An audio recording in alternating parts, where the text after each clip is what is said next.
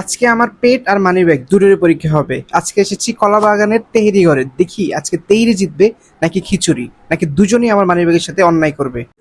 দোকানটা দেখতে বেশ পরিষ্কার পরিচ্ছন্ন, বসার জায়গা আরামদায়ক। এখন দেখা যাক খাবারটা কেমন। শুরুতেই তেহেরি আর খিচুড়িটা আমাদেরকে একটা প্লেটের মধ্যে বেড়ে দিচ্ছিল।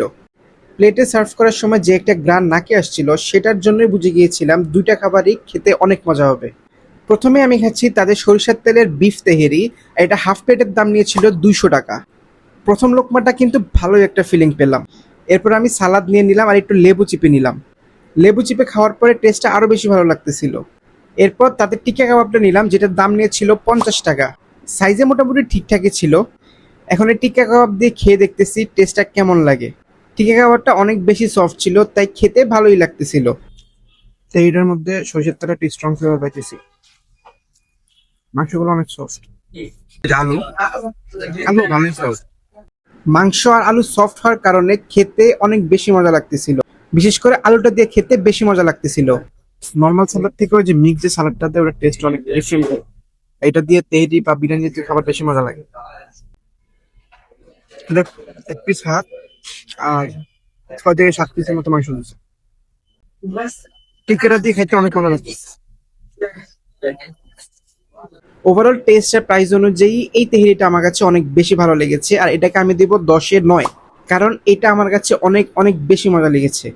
এরপর বিফ খিচুড়ি খেয়ে দেখি। এটা হচ্ছে বিফ খিচুড়ি, এটা খেয়ে দেখি কেমন লাগে। এই বিফ খিচুড়িটা হাফ প্লেটের দাম ছিল 200 টাকা, আর কি যদি ফুল প্লেট খেতে চান দাম পড়বে 400 টাকা।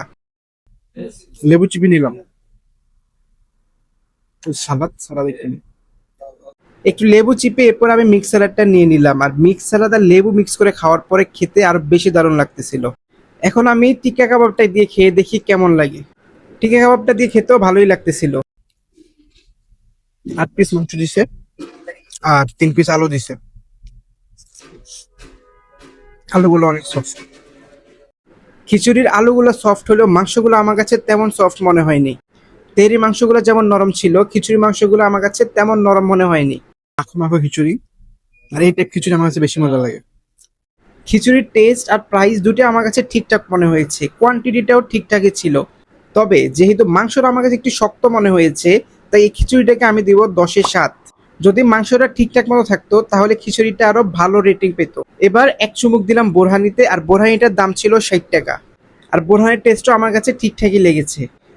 আপনি যদি এই দোকান থেকে খেয়ে থাকেন, আপনার রেটিং কত? আর যদি না খেয়ে থাকেন, কোন আইটেমটা আগে ট্রাই করবেন কমেন্টে জানান। ভিডিওটা যদি ভালো লেগে থাকে তাহলে একটা লাইক, কমেন্ট, একটা শেয়ার করে দিবেন। ফলো দিতে ভুলবেন না। আল্লাহ হাফেজ।